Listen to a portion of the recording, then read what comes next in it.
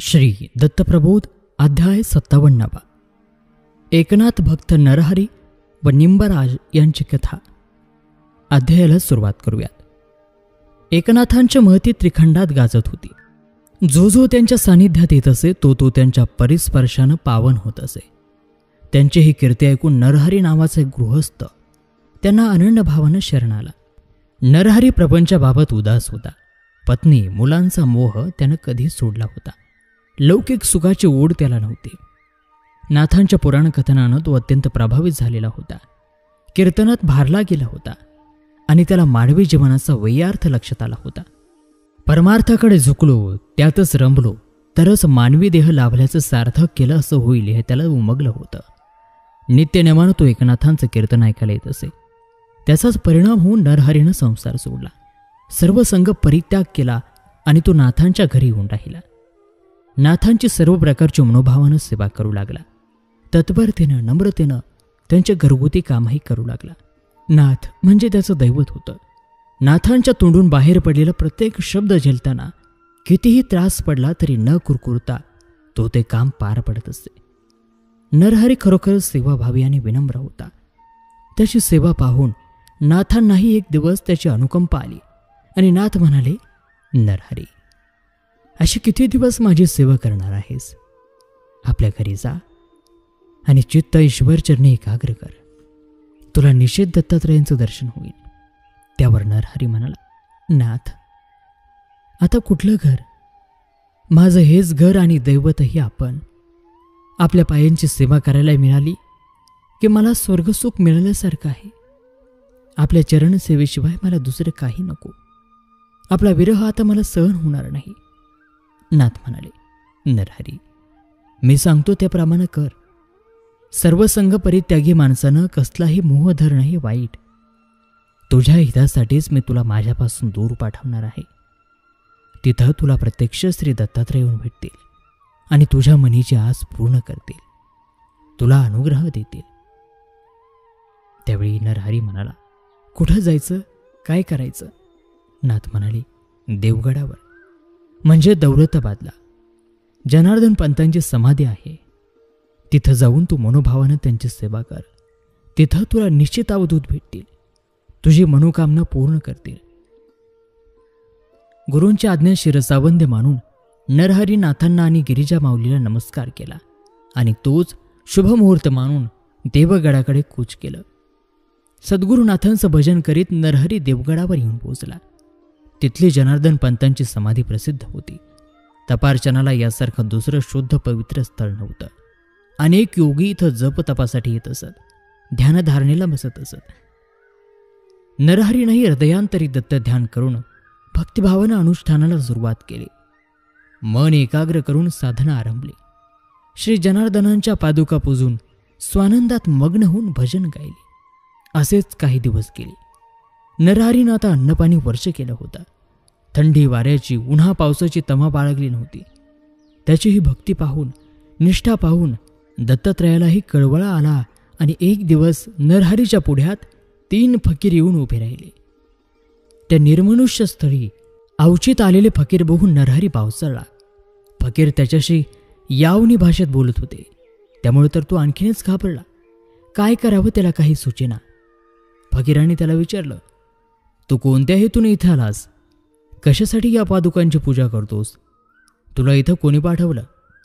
या फकीरांच्या प्रश्नांना उत्तर द्यावी की न द्यावी या विचारात नरहरी असतानाच त्याला आपल्या सद्गुरुरायांचे नाथांचे शब्द आठवले की त्या स्थानी तुला अवधूत येऊन भेटतील. त्यामुळे सद्गुरूंच्या शब्दावर निष्ठा ठेवून नरहरीनं त्या 3ही फकीरांना साष्टांग दंडवत घातलं आणि कळवळून आपल्या मनातली श्री दत्तात्रयांच्या दर्शनाची आस बोलून दाखवली. नरहरीचा कंठ बोलताना सद्गतीत झाला होता. डोळ्यांना पाण्याच्या धारा लागल्या होत्या. त्याची ही अवस्था बघून त्या फकीरांनी त्याचा अंत बघायचं सोडून दिला आणि त्याला हाक मारली, नरहरी, तुझी मनोकामना पूर्ण झाली आहे. तू वर बघ. तुझ्या तपश्चर्येचं खरोखरच आम्हाला कौतुक वाटतं. हे शब्द ऐकताच नरहरीनं वर बघितलं आणि काय त्याचा आनंद गगनात मावेना. एकनाथ, जनार्दन पंत आणि साक्षात दत्तात्रय त्याच्या पुढ्यात उभे होते. त्यानं भारावून त्यांना दंडवत घातलं. नाथांनी दत्तात्रयांना विनंती केली की त्याला अनुग्रह द्यावा. तेव्हा दत्तात्रयाने नरहरीला छातीशी कवळलं आणि त्याच्या सर्व बहुतापाचा विनाश केला. मुक्तीची वाट मोकळी करून दिली. नाथांच्या कृपेने नरहरी धन्य झाला. त्यांना अवधूत कृपेने आपला उद्धार करून घेतला. या नरहरीचा एक शिष्य होता. त्याचं नाव होतं निंबराज. निरा नरसीपूरला त्याचं वास्तव्य होतं. दंडवत्याचं दैवत होतं नरसिंह. ते पुजारी होते. घरात कशाला काही कमी नव्हतं. लक्ष्मी पाणी भरीत होती. निंबराजाचा जन्म म्हणजे एक अद्भुत कहाणी होती. निंबराजाचे आईवडील अतिशय सुशील, सोज्वळ, एकमार्गी असे होते. त्यांच्या घरात गजांत लक्ष्मी होती, पण पुत्रसुख नव्हतं. ती साध्वी जपजाप्य उपास तापास करून थकली होती. शेवटी गृहस्थानं एक निश्चय केला. तो एक दिवस शिरूरला तपाचरणासाठी आला. एका शिवाच्या देवळात शिवपंचाक्षरी मंत्र जपत अन्न पाण्याचा त्याग करून अनुष्ठानाला बसला. शिवालयात एक कडुलिंबाचं झाड होतं. त्या झाडाचा पाला फक्त तो गृहस्थ खात असे. असं 12 वर्ष त्यानं खडतर तप केलं. एक दिवस त्या शतपाला फळ आलं. त्याच्या स्वप्नात उमार म्हणाले. त्यांनी त्याला वर दिला, तू आपल्या घरी जा. तुला तेजस्वी पुत्राची प्राप्ती होईल. तो तुझी कीर्ती वाढवील. अनेक दीनदलितांचा तो उद्धार करील. हा महाप्रसाद तुला मिळेल. तुझा हा पुत्र विष्णुभक्त होईल. तुझ्या भक्तीचे गोडवे अवघं जग गात राहील. शिवाज्ञेप्रमाणे तो गृहस्थ घरी आला. स्वप्नातला दृष्टांत त्यानं आपल्या पत्नीला सांगितला. पत्नीलाही ते ऐकून आनंद झाला. यथावकाश उमारमणाच्या आशीर्वादाप्रमाणे त्या माऊलीच्या पोटी एक तेजस्वी पुत्ररत्न जन्माला आला. त्या मुलाचं नाव काय ठेवावं, दोघांना प्रश्न पडला. मग वडिलांनी सांगितलं, अनुष्ठानाच्या वेळी मी फक्त कडुलिंब खात होतो. तो तेजस्वी निंबही पडला, म्हणून आपण याचं नाव निंबराज ठेवू. मुलाचं नाव निंबराज ठेवण्यात आलं. निंबराज खरोखरच सात्विक वृत्तीचा होता. जसजसे दिवस गेले तसा बाळाचा कुमार झाला. कुमाराची मुंज केली. यथावकाश सुस्वरूप वधू बघून त्याचा विवाहही करून दिला. निंबराज आपल्या आईवडिलांना अतिशय मानत असे. श्रावणाप्रमाणे त्यांची सेवा करत असे. आईवडील निवर्तल्यावर निंबराजापुढे प्रश्न येऊन उभा राहिला की चरितार्थ चालवावा कसा. त्यातून पहिल्या बायकोला मूल नाही म्हणून निंबराजानं दुसरं लग्न केलं होतं. दिवसेंदिवस अन्नाची कमतरता पडू लागली. तेव्हा गाव सोडून तो काही पोटापाण्याची दुसरीकडे व्यवस्था लागते का हे बघण्यासाठी दूरवर निघाला. दोन्ही बायका करून संतती नव्हतीच ही चिंताही मनाला सतावत होतीच. मजल दरमजल करीत निंबराज यवनांच्या प्रांतात आला. तो प्रांत गुर्जर प्रांत होता. हरीला दासाची चिंता म्हणून की काय तिथल्या यवनांच्या प्रमुखानं निंबराजाला नोकरी दिली. निंबराज हुशार होता, कामाला चोख होता. त्यानं प्रामाणिकपणानं काम करून यवनांची मर्जी संपन्न केली. विश्वास मिळवला होता. निंबराज ज्या गावात राहत होता त्या गावाचं नाव होतं भावानगर.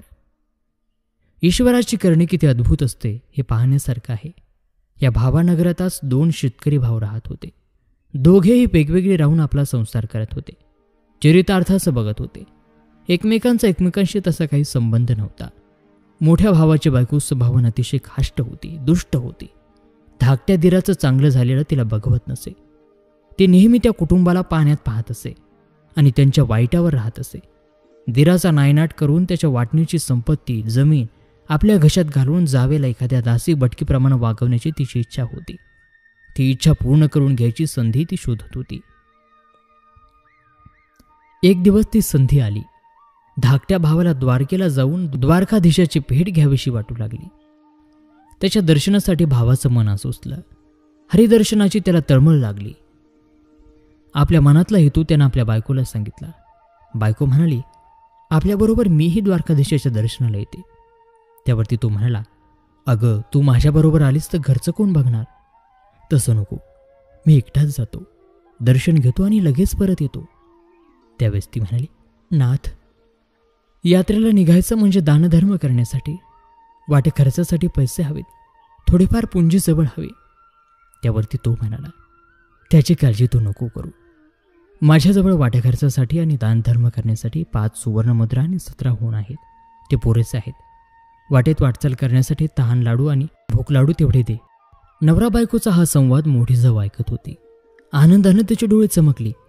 इतके दिवस मनाशी योजलेला बेत जुळून येत होता. बाहेर यात्रेला जाणाऱ्या दिराचा सहज काटा काढता येणार होता. त्याला ठार करून त्याच्याजवळचं द्रव्य, वस्त्र आणि त्याची जमीनही घशात घालता येणार होती. जावेला भिकेला लावता येणार होतं. त्यांच्या संसाराचं झालेलं वाटोळ पाहता येणार होतं. ती लगबगीने घरात आली. आपल्या झोपलेल्या नवऱ्याला तिनं उठवलं आणि आपला कपाट हेतू त्याच्या गळी उतरवला.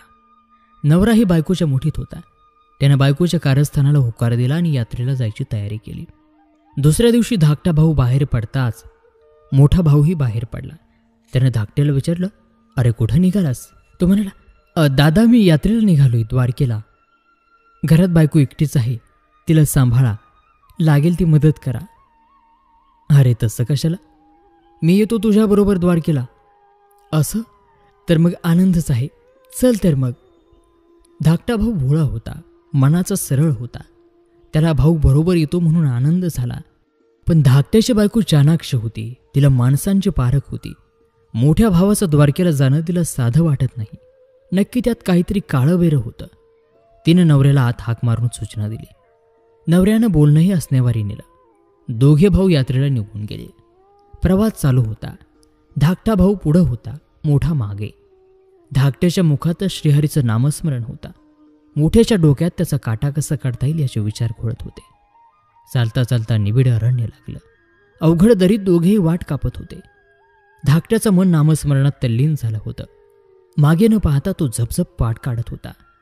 भावाच्या कुटील हेतूची त्याला गंध वारताही नव्हती. यात संधीचा मोठ्यानं फायदा घ्यायचा ठरवला.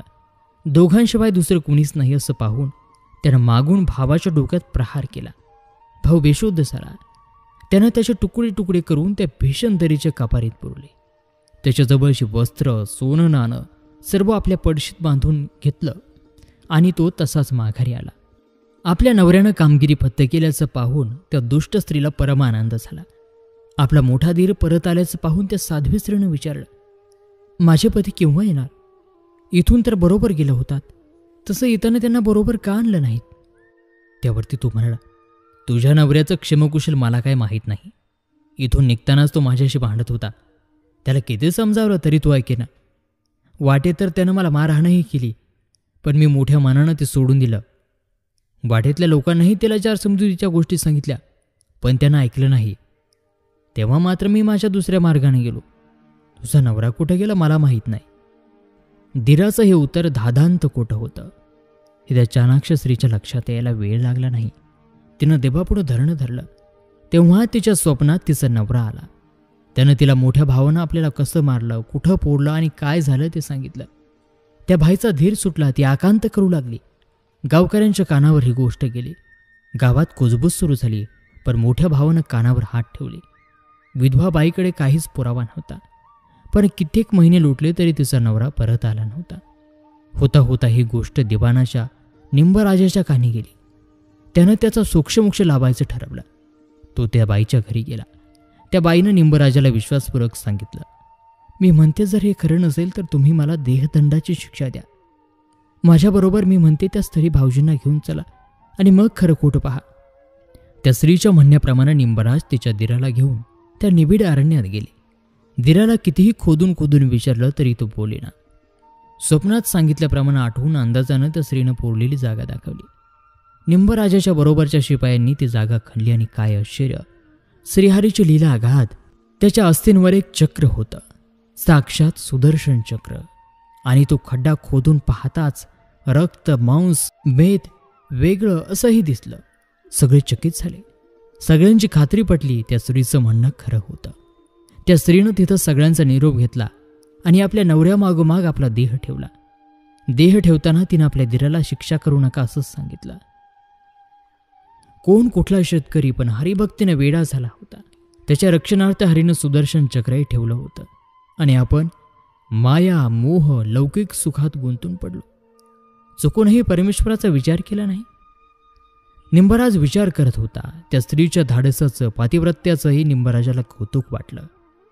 परत माघारी भावनगरात येताच त्यानं आपल्या नोकरीचा राजीनामा दिला आणि तो आपल्या कुटुंबासकट यात्रेला निघाला.